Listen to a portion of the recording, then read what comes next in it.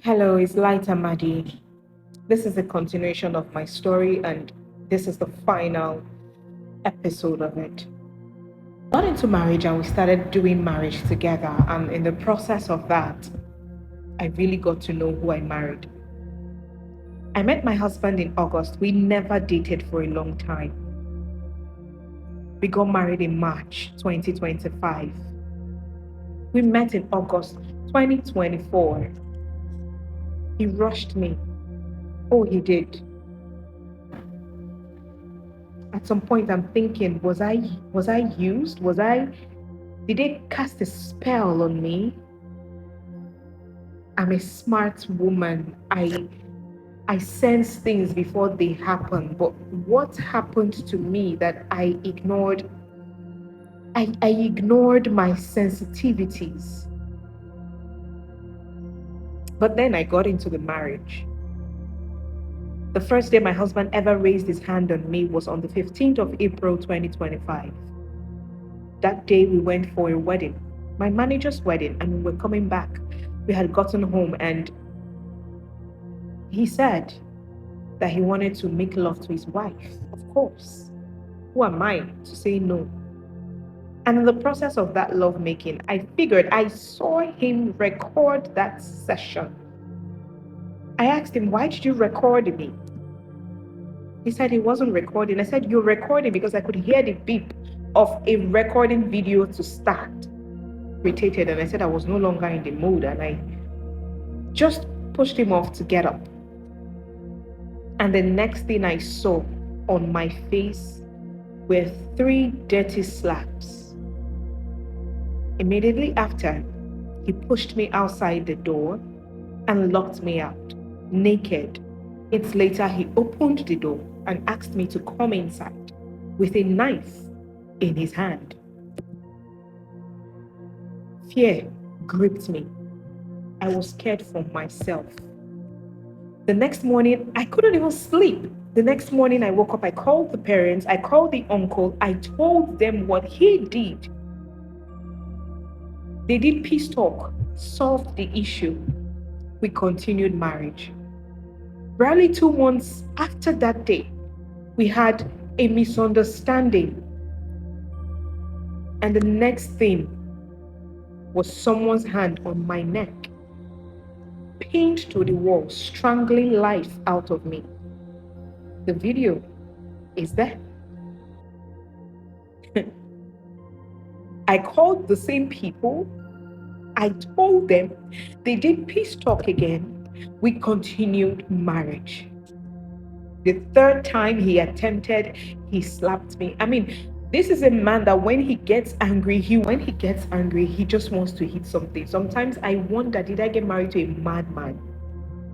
You see him punching the wall. You see him hitting hands on his head. There was a day we were coming back from church and he said something and I responded, oh really? And the next thing, he stood on the road, breathing so fast, and was hitting his hand on his head like a mad person. People were staring at us. Every of these assaults, I've always told his family, I've always told the church, I've always told my family, but they didn't believe me until the last one happened on the 13th of March 2026, where he came back, asked for my phone, and then I told him that I was making use of it. The next thing he did was to drag off the phone off my hand. I followed him and I told him that I was using my phone. And the next thing I could see was somebody swelling up and down, breathing up and down again. And then I looked at him, I said, why so fast? And before that word could leave my mouth, the next thing I saw on my eye was somebody's forehead, bing, on my eye. I shouted with everything in me. My neighbor ran out to help me, but she couldn't because this man locked the door, locked the gates because he doesn't want me to go out. Ah, Jesus, I had to look for way, and I remembered I had a spare key. So I remembered I had it. I had to get to it, open the gate, and my neighbor reached out to me. At that point, I ran out to go to the security men outside. This man ran after me, picked me up like a 50 kg bag of rice, flipped me inside the compound, and asked me to get inside the house. I told him I was not going. I heard it in my ears. If you go inside that house, you're dead. I held the protector with every strength I had in me. He beat my hand, I beat him back. He dragged me to go inside. He tore my clothes. This man naked me in my compound where children were. My landlord's children, who are boys.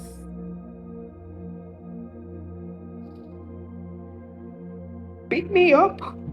People were begging him, but he refused to let me go. This is what he did to me.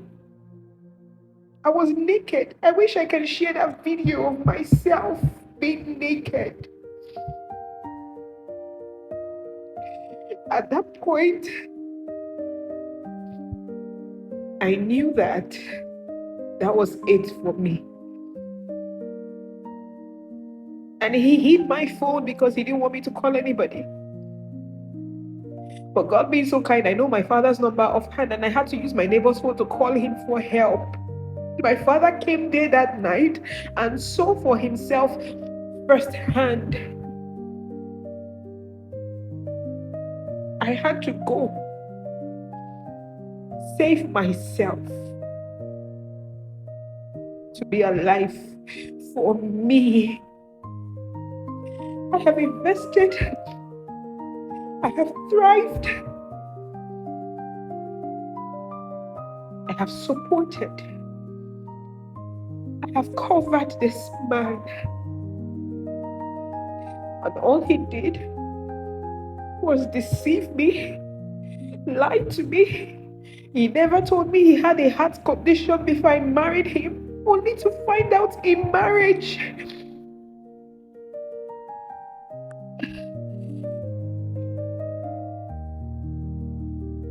So yeah, my marriage never lasted a year. I am that woman that fell out of marriage within 1 year. I have blamed myself enough. I have cried enough. This is me moving on. I want to move on. I want to count my losses and pack back the pieces of my life and look for ways to offset my debts. Because I am done and I'm not going back. So this